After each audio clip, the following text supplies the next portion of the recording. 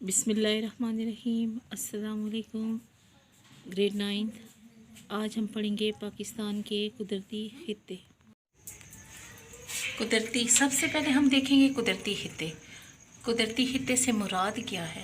ऐसा इलाका जिसके तबई खदोखाल, आबो हवा, दर्जा हरारत, बारिश, मिट्टी, सतह समंदर से बुलंदी, कुदरती निबातात हमने पढ़ा था ना बच्चों, याद है? जंगलात, जानवर और इंसानी सरगर्मियाँ यकसां हों, कुदरती खित्ता कहलाता है। इंसानी सरगर्मियाँ में बच्चे खाने पीने की चीज़ें भी आ जाती हैं। जैसे कोई हलवा पूरी खाए, रोज़ा है, ठीक है, जैसे कोई हलवा पूरी को पसंद करता है तो हम कहते हैं तुम लाहौरी हो। इसी तरह कराची की बिरयानी और बलूचिस्तान की सज्जी और हमारे इलाके का साग, लस्सी, मक्खन और भुना हुआ गोश्त, मुख्तलिफ़ इलाकाई लिबास। इसी तरह क्या कहते हैं, खुशियाँ मनाने के तरीके, कोई भंगड़ा डालता है तो कहीं कोई रक़्स कर रहा होता है। मुख्तलिफ़ इलाकों के मुख्तलिफ़ डांस वगैरह हैं। इसी तरह खुशियाँ मनाने के, गम मनाने के भी अपने अपने जो है हर इलाके की अपनी सरगर्मियाँ हैं। खाने पीने से लेकर सोने बैठने, अपने ज़िंदगी की जितनी भी काम है वो सब सरगर्मियों में आते हैं। वो यकसां हों तो वो कुदरती खित्ते में ही आ जाता है कि इस कुदरती खित्ते से या इस इलाके से ताल्लुक़ रखते हैं।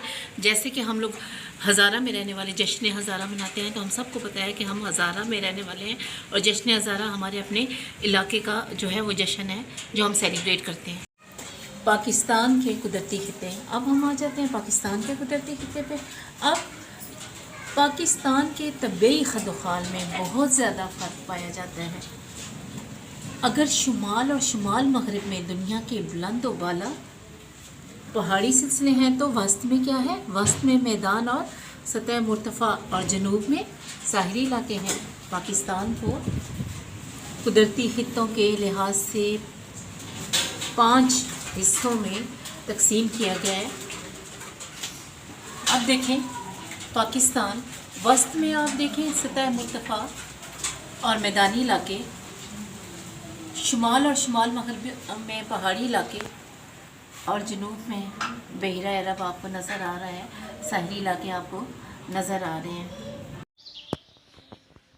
पाकिस्तान के कुदरती खित्ते: मैदानी खित्ता, सराई खित्ता, साहिली खित्ता, खुश्क व नीम खुश्क पहाड़ी खित्ता, मरतूब व नीम मरतूब पहाड़ी खित्ता। मैदानी खित्ता आज हम पढ़ेंगे। मैदानी खित्ता बच्चों, मैदानी खित्ते की खसूसियात में सबसे पहले गुंजान आबाद खित्ता।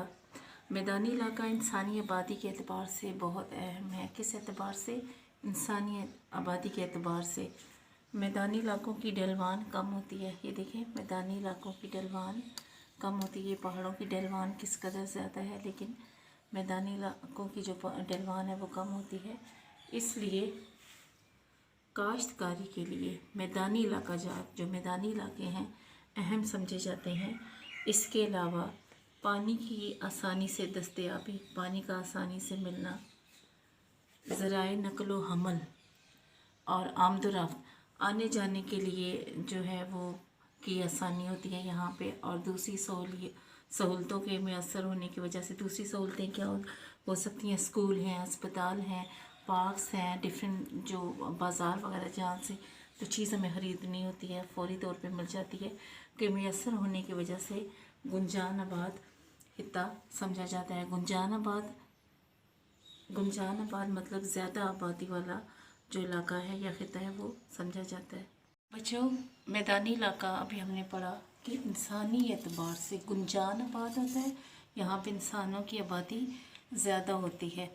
अब इसके बाद हमने देखा कि मैदानी इलाकों की ढलवान कम होती है बनिस्बत पहाड़ों के, ढलवान कम होती है बनिस्बत पहाड़ों के। इसलिए ये काश्तकारी के लिए फसलें उगाने के लिए अहम समझे जाते हैं। इसके अलावा पानी की आसानी से दस्तयाबी, यहाँ पे पानी आसानी से दस्तयाब होता है। ये देखें, दरिया और दरिया से फिर आगे नहरें निकाल के खेतों और ज़मीनों और बागात को पानी दिया जाता है। इसके बाद हम देखते हैं कि ज़राए नक़्ल व हमल मीन ट्रांसपोर्ट, गाड़ियाँ वगैरह जो है यहाँ पे इज़िली दस्तयाब होती हैं। और आमदोरफ़्त, आने जाने के लिए एक जगह से दूसरी जगह جانے کے لیے آسانی رہتی ہے، تو اس لیے یہ آبادی کے لحاظ سے گنجان آباد خطہ ہے۔ اب ہم میدانی خطہ کی دوسری خصوصیت یہ پڑھتے ہیں، پیداواری خطہ۔ پاکستان میں دریائے سندھ کا میدان سب سے زیادہ پیداواری خطہ ہے۔ بچے ہم لوگوں نے پڑھا تھا دریائے سندھ کا جو میدان تھا میدانی علاقوں میں، دریائے سندھ کا بلائی میدان اور دریائے سندھ کا زیری میدان۔ دریائے سندھ کے میدان کے خد و خال جو اشکال جو شیپ ہے اس کی، اور دریاؤں کا طاس وہ ہوتا ہے جس علاقے سے دریا گزرتا ہے، آبادی کے پھیلاؤ میں اہم کردار ادا کرتا ہے۔ ظاہر ہے بچے جہاں پہ سہولیات موجود ہوں گی، پانی موجود ہے، پیداوار اچھی ہے، تو وہاں پہ آبادی تو زیادہ ہوگی۔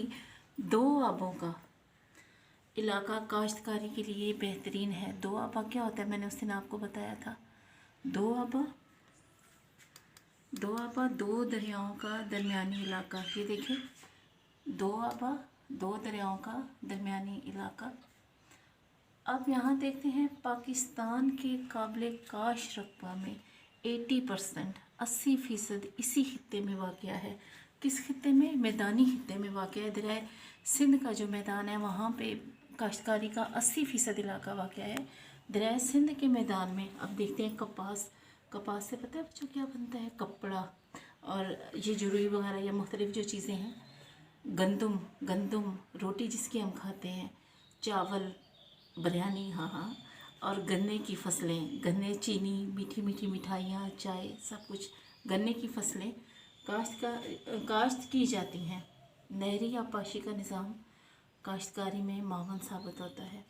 اب یہ دیکھتے ہیں بچے ہم، دریائے سندھ ہے اور یہ اس کے معاون دریا ہیں، یہ سندھ کا میدان ہے، تو یہ دیکھیں یہاں پہ نہری نظام جو ہے وہ بہترین ہے، اور ساتھ ہی دو آبوں کا علاقہ جو ہے، دو دریاؤں کا درمیانی علاقہ کاشتکاری کے لیے بہترین ہے۔